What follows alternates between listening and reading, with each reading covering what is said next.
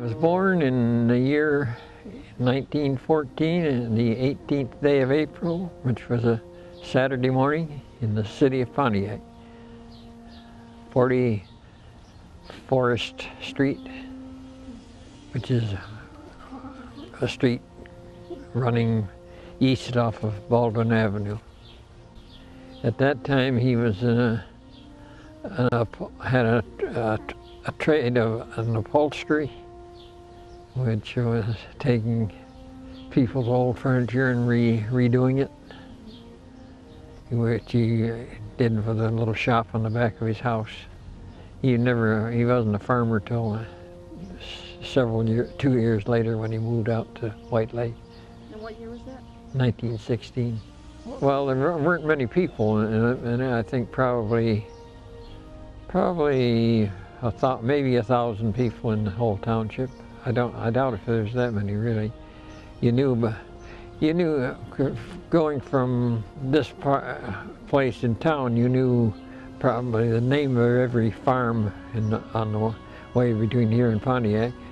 You might not know the people, but you know whose farm it was, and you more or less went by directions. There were no road signs or anything. You went so many miles past somebody's house and to the next road or something, and turn right or left as the case might be. Eventually you got to where you were going. Now, where was the town, the downtown, like the town of White Lake? Where did that start? Is that up here? Well, there was at Oxbow there was a sawmill and had been more part of the town, and yet the White Lake village was up in the White Lake and Ormond Road, which there's a church and several blacksmith shop and a country store, which was kind of the thriving community of White Lake at that time. A few years later, as people moved out from the city in the lake area around Oxbow, why that grew to be quite a lot of people, a lot of population moved there, and a lot of the lakes got houses built around them for summer cottages first, and then people gradually worked them over into year-long dwellings. Pontiac. No, there was a doctor in Highland and Milford, where our doctors came from, and they came by horse and buggy at that time. And within a few years, they were coming with automobiles, but at that time, most of them were using horses. The mail came by horse and buggy. Well, you didn't actually go through. You went through Waterford Township to get to Pontiac, but you didn't actually go through the village of Waterford, which was kind of out of the way.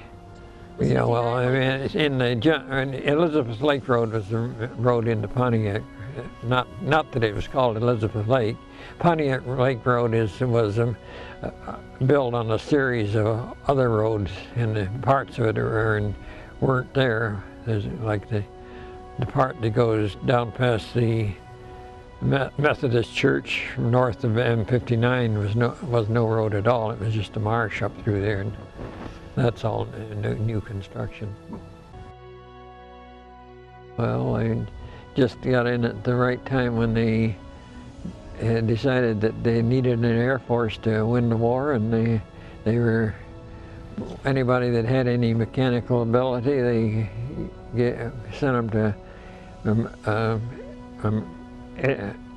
airplane mechanics school to learn how to take care of airplanes, and I was one of those lucky ones that got in as a ground crew on a heavy bombardment group, which was stationed in England from 42 to 45. So you worked on what planes did you work on? B-17s. Best vacation I ever had. You're not supposed to say that. Well, you're not supposed to say that during the war. I know. it's the irony of a war. I mean, here I'd been struggled all my life to make ends meet, and all at once they were handing you more money than you knew what to do with, and and of course a lot of boys were paying with their lives for it, which is a very sad part of it. The people I knew we stayed on the ground all the time, and so the flight crews, why they came and went. If they were lucky, they did their 20 or 25 missions and went home. And the unfortunate ones didn't, and so you didn't get to know them very much. I didn't anyway. No, I've got an old buzzard that flies over me every spring and looks me over, and then he flies away and says, "Come on, I'll see you next year." I can't think of a nicer way to go than to have that buzzard take me, though. Well, of course, I realize from sanitary reasons you can't let people lay out for the buzzards, but I mean, dying is the same as living. Something has to die for something else to live. So there's no reason why we should be any different than any other thing. Now, just for the record, why do they call you Sneaky Pete? That's a legacy from the Rundles. They usually had a legacy for everybody. They usually named you for one of your traits, and mine was that I would, as my kids got older, I would try to do things without them at different times, so they'd call me Sneaky Pete.